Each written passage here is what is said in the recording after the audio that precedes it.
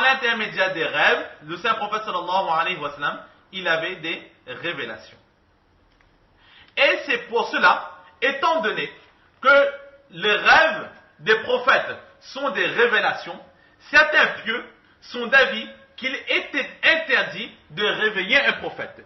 Lorsqu'un prophète dormait, il était interdit de le réveiller. Pourquoi? Parce qu'il était possible que dans son rêve, dans son sommeil, il rêvait. Et ces rêves étaient des révélations de la part d'Allah subhanahu wa ta'ala. Comment, na'udzubillah, est-ce que nous, faibles que nous sommes, nous pouvons interférer entre Allah subhanahu wa ta'ala et son prophète alayhi salatu wa salam, et surtout gâcher, interrompre une révélation qui est en train de se faire. Donc étant donné que le prophète dort et personne ne sait s'il rêve ou pas, et que ces rêves sont des révélations, certains savants ont dit qu'il était interdit de réveiller un prophète. Et aussi, nous voyons, c'est pour cela qu'Hazrat Ibrahim alayhi salatu wa salam, il a rêvé qu'il était en train d'égorger son fils. Et c'est pour cela qu'il a mis en application ce rêve. Pourquoi? Parce qu'il a rêvé en plusieurs fois, et il avait cette certitude que ce rêve n'était pas de la part de Shaitan, mais ce rêve était de la part d'Allah, une révélation. Et nous avons vu que parfois le wahi, cela peut être un ordre. Donc un ordre de la part d'Allah subhanahu wa ta'ala qu'il a vu en rêve, d'égorger son fils. Parfois la révélation se fait que l'ange, il insuffle dans le cœur du prophète. Il met une parole dans le cœur du prophète, qu'on appelle nafasun fi raw.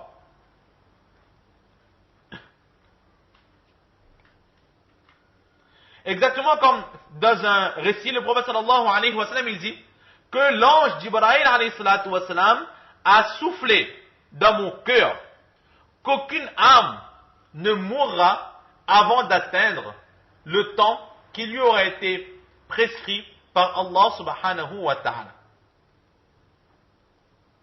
C'est pour cela que le prophète sallallahu alayhi wa sallam, il continue, il dit, craignez Allah subhanahu wa ta'ala et faites le mieux pour rechercher Allah subhanahu wa ta'ala. Donc de temps en temps, l'ange, il met une parole dans le cœur du saint prophète sallallahu alayhi wa sallam, et c'est ce qu'on appelle le nafasun firraw, c'est aussi une révélation. Il faut savoir, nous allons expliquer un peu plus tard, que de temps en temps, des paroles peuvent être placées aussi dans le cœur des gens pieux. Il faut savoir que lorsqu'une parole est placée dans le cœur d'un prophète, cela est un wahi qui sera toujours véridique. Mais de temps en temps, une parole est placée dans le cœur des gens pieux, qu'on appelle ilqa fil qalb, qu'une parole a été placée dans le cœur. Et parfois cela est aussi, se traduit aussi par le cache, quelqu'un qui voit certaines choses cachées. Mais lorsqu'un pieux voit cela, lorsqu'un pieux a cette situation en lui, cela ne veut pas forcément dire que ce qu'il a vu, ce qu'il a entendu, ce qu'il pense est véridique. Il y a la possibilité que cela est vrai, tout comme il y a cette possibilité que cela est faux. Un peu plus tard, nous expliquerons un peu plus cela, qu'on appelle le ilham. Une troisième façon, c'est ce qu'on appelle le salatul jaras, la sonnerie des cloches. Dans ce chapitre, nous allons voir, Inch'Allah, ce hadith où le prophète sallallahu alayhi wa sallam, il dit que parfois la révélation venait à moi, c'était comme des cloches qui résonnaient dans ma tête. Exactement comme lorsqu'on sonne une cloche, surtout à l'époque ancienne, les cloches qu'il y avait à l'école, lorsqu'il y a contact entre deux fers. Alors le salatul jaras, ce n'est pas ce gros bruit de bong que nous entendons.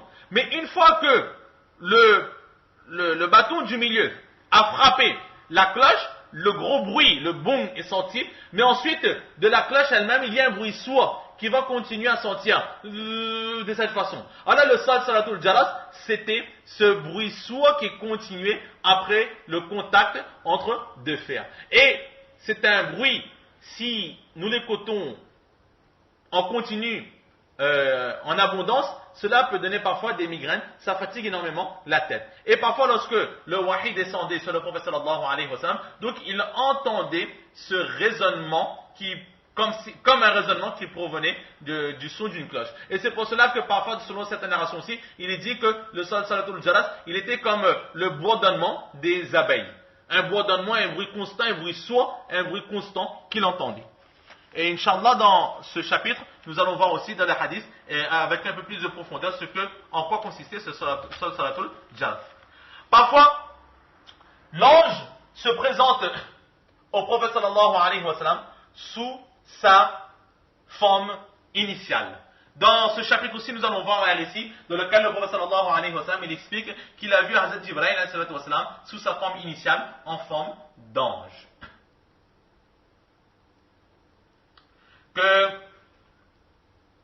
Il est dit que Hazrat Jibril alayhi wa sallam il s'est présenté au prophète sallallahu alayhi wa sallam sous sa forme initiale et il avait 600 ailes. Et sur chaque aile, il y avait des pierres précieuses et des diamants qui reflétaient. Parfois, la révélation se faisait de sorte que le prophète parle directement avec Allah subhanahu wa ta'ala.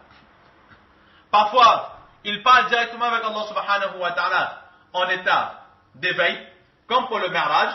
Lorsque le prophète sallallahu alayhi wa sallam il est parti pour l'ascension, il a discuté en état d'éveil avec Allah subhanahu wa ta'ala. Ou parfois, il parle avec Allah subhanahu wa ta'ala, mais en dormant. Lorsqu'il dort, il se voit en train de parler avec Allah subhanahu wa ta'ala. Comme dans un récit, un hadith de Tirmidhi Sharif, qu'Inch'Allah vous verrez dans le livre, que le prophète sallallahu alayhi wa sallam il dit que je me suis levé dans la nuit, j'ai fait mes ablutions et j'ai fait la prière, la quantité qu'Allah subhanahu wa ta'ala avait voulu de moi que je fasse. Ensuite, je me suis assoupi dans ma prière jusqu'à ce que j'ai ressenti que mon corps devenait très lourd. Et au fur et à mesure que mon corps s'alourdissait, je me suis trouvé en présence devant Allah subhanahu wa ta'ala. Et Allah, il était dans sa plus grande splendeur.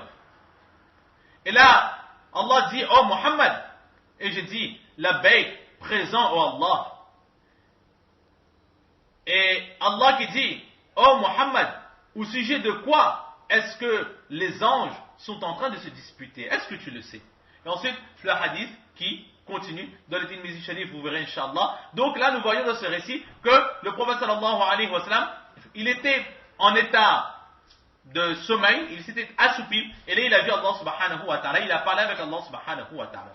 Et enfin, parfois, c'est l'ange Israfil alayhi salatu wa salam qui a mené les révélations. Nous savons tous que le Coran est descendu avec Hazrat Jibril alayhi salatu wa salam. En général, c'était toujours Hazrat Jibril alayhi salatu wa salam qui a mené les révélations pour le prophète sallallahu alayhi wa sallam, ou bien même pour les autres prophètes. Mais il faut savoir qu'avant Hazrat Jibril alayhi salatu wa salam, de temps en temps, c'était Hazrat Israfil alayhi salatu wa salam qui lui-même a mené les révélations sur les prophètes alayhi salatu wa salam. Hazrat Maulana Zakaria rahmatullah alayh, il classifie les révélations d'une façon un peu plus simple. Il dit que nous pouvons voir les wahys, diviser les wahys en 4 catégories. La première catégorie, c'est parler avec Allah subhanahu wa ta'ala derrière un voile. Exactement comme Hazrat Moussa alayhi salatu wa salam, lorsqu'il est parti sur le mont de Tour pour récupérer la Taurat, il a discuté, parlé avec Allah subhanahu wa ta'ala. Ou encore, lors du Mi'raj, le Saint Prophète sallallahu alayhi wa sallam, il a parlé avec Allah subhanahu wa ta'ala. Parfois, la seconde catégorie, c'est qu'une parole est mise dans le cœur. Une autre catégorie, c'est d'avoir la révélation dans les rêves, comme nous avons vu précédemment. Et parfois, ce sont les anges qui amènent la révélation, que ce soit Hazrat Jibril sallallahu alayhi wa sallam ou un autre ange qui amène la révélation. Parfois les anges sont sous leur forme initiale et parfois sont sous forme humaine.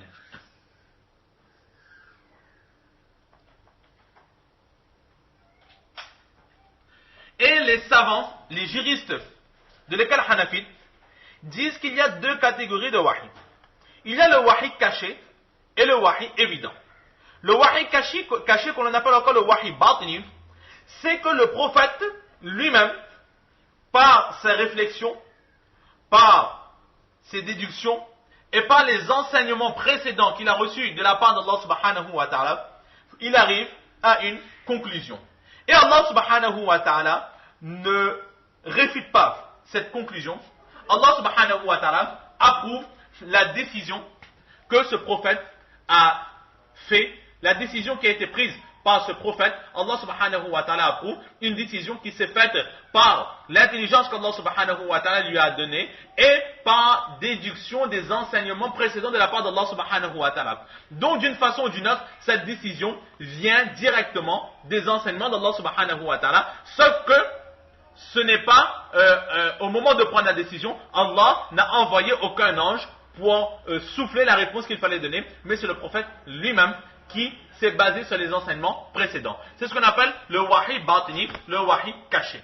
Ensuite, il y a le wahi zahiri, le wahi évident. C'est là où l'une de ces catégories que nous avons vues, que ce soit dans les rêves, que ce soit qu'un ange mette dans le cœur, que ce soit le bruit des cloches, que ce soit l'ange qui vienne nous dire, et on est capable de voir l'ange ou sous sa forme réelle, ou sous la forme humaine.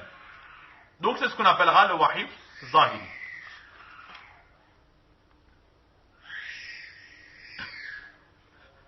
Et donc, là est donc à peu près ce que nous pouvons dire au sujet des différentes façons de wahi, que les révélations venaient sur le saint prophète sallallahu alayhi wa sallam. Donc, aujourd'hui nous allons nous arrêter ici au sujet de l'explication des wahi.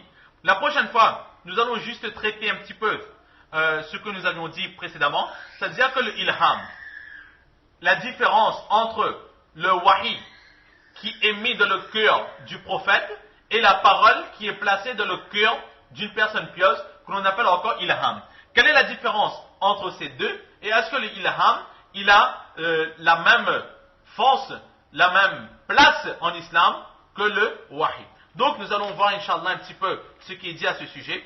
Ensuite, nous allons continuer à étudier les mots, c'est-à-dire le mot Rasulullah sallallahu alayhi wa sallam. Et ensuite, Inch'Allah, nous allons débuter un ayat du Coran qu'Imam Bukhari rahmatullah alayhi va nous présenter. Et enfin, nous commencerons les premiers hadiths à proprement dit de ce kitab de Bukhari Sharif. Donc Allah subhanahu wa ta'ala nous donne une tawfiq de comprendre ces quelques paroles, surtout de mettre en pratique et de propager. Wa ma tawfiqi illa billah.